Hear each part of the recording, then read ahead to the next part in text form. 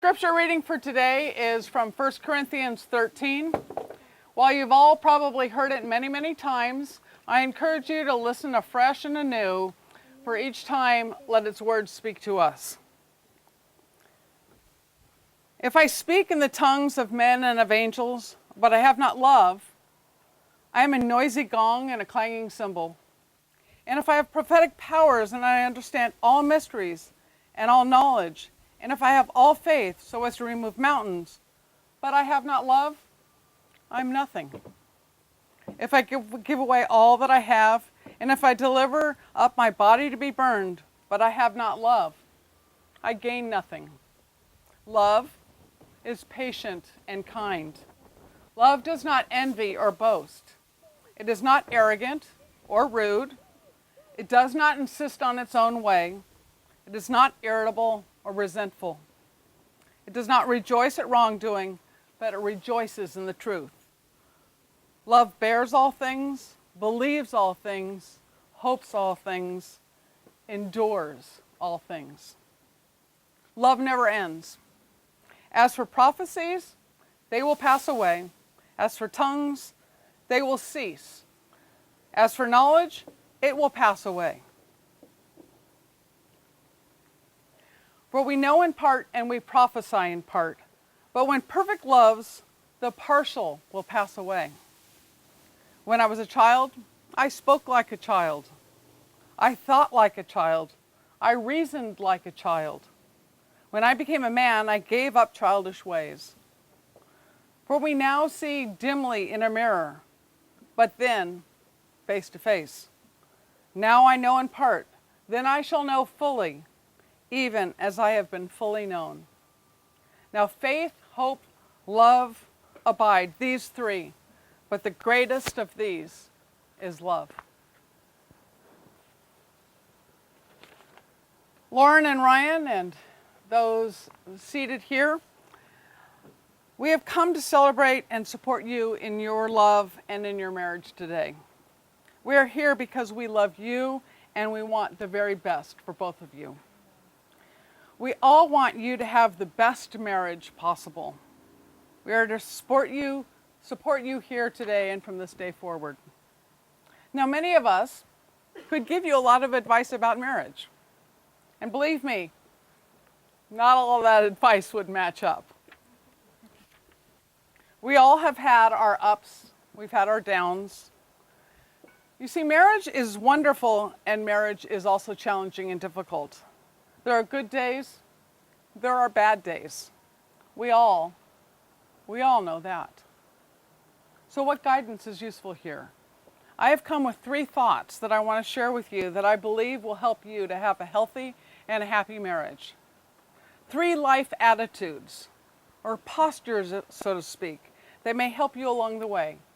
3 things for you two to remember what to do.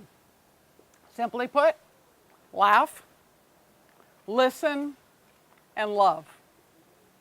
Yes, laugh, listen, love. It's easy. We say we will listen, we say we will laugh, we say we will love, but sometimes it's a little harder to put into practice. So let me break them down just a little bit more. Laugh. Well, I have no doubt that you will do that. Watching the photographs in the back, Star Wars, good times together, going to Comic-Con. I know that you two don't take life too seriously. But just remember not to get so wrapped up in all of life as the years pass that you forget to learn and you forget to laugh. Go out and have fun dates. Watch good movies. Sit together. When there are kids, play with them. Get dirty in the garden together. Get your hands dirty. Get dirty in the kitchen together. Get flour all over you. And then help one another clean it up. Laugh at the good times. Also laugh sometimes at the bad times. Laughing is just plain good for the soul. Second point, though, is to listen. This is a little harder. But we need to make time to listen to one another. To listen and to learn, and not just with your ears, but with your heart. Listen deeply. Listen without just working on what you are going to say next. Listening will help you two to synchronize. What do I mean by that?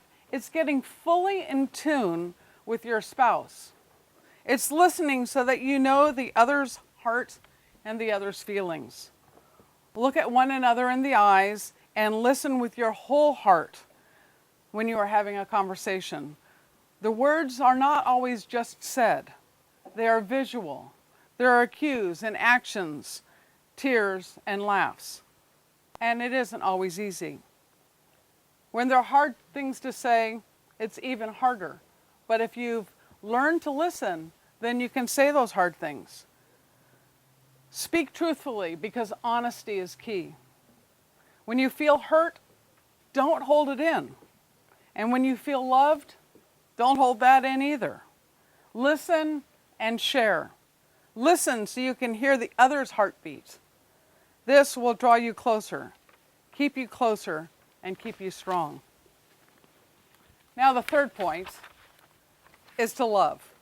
Because this is what marriage is all about, right? Often we don't always know what love is or how to define it. Here's a little quote that I have just always loved from this book called God's Little Devotional Book for Couples. A man and a wife were celebrating their golden wedding anniversary. For those of you that don't know, that's 50 years of marriage. After spending most of the day with relatives and friends at a party in their honor, they returned home, tired, but they were still a little bit hungry. They decided to have their normal little snack, a snack of tea and bread and butter before retiring. While the wife began making the tea, the husband opened a brand new loaf of bread. He took out the end piece, buttered it kindly, and he handed it to his wife. He wasn't prepared for her reaction. For 50 years, you have been dumping the heel on me. She exploded. I won't take this lack of concern any longer. I'm fed up with eating heels. Her husband stared at her in shock and dismay. Then he spoke in a small, meek voice. But the heel of the loaf is my favorite piece. Sometimes it takes a lifetime of learning and listening and loving to not only serve one another, but to learn what the other wants. Love is a commitment. Love is a bond. Love is a promise. Love is sharing our hopes and our fears. Love is saying, I choose you above all others, and it's going to stay that way. Love is forgiving. It is saying, I'm sorry. Even admitting guilt when you've messed up. When love is grounded and stable, and you know your actions come up short, you know that there is a safety net of love to catch you in your fall. That is love. To be in love, and to love is to be vulnerable. To open your heart in such a way that you don't expect anything back, but at the same time, you receive everything back. Love bears all things, believes all things, hopes all things, endures all things. In the Bible, there are 3 words for love. You probably didn't know that, but there's 3 words, phileo, eros, and agape. What do they mean? Friendship love, sexual or erotic love, and unconditional love. God has shown us what unconditional love looks like. This is the kind of love that we need to have for our spouse. My prayer for you is that you will experience all 3 kinds of love, but especially that you will experience agape. For this will be the kind of love that you will give and receive from one another, the kind of love that will last a lifetime. Lauren and Ryan, remember that marriage is a partnership. You have said to me that you are partners in life and that you are your best selves when you are together. I have one little illustration here of what marriage is. Oops, got a ginkgo thing too. And marriage is like 2 lumps of clay. Now see, I have these two lumps of clay. Well, today we have Play-Doh. And one's purple, maybe to represent Lauren, and one is blue to represent Ryan. When we have marriage, we merge them together. And as I merge these lumps of clay together, they become inseparable. No matter, the longer you're married, the longer the merging happens and the colors become melded together. And you can no longer separate this. This lump of clay, well, it looks like more blue is showing right now, but some days there's more purple showing, you know. But this lump of clay is forever inseparable because that's what marriage represents. Now, at the same time, the two colors are still there. Marriage is not losing yourself, but it is blending yourselves where you both stay distinct and you both are together supporting one another.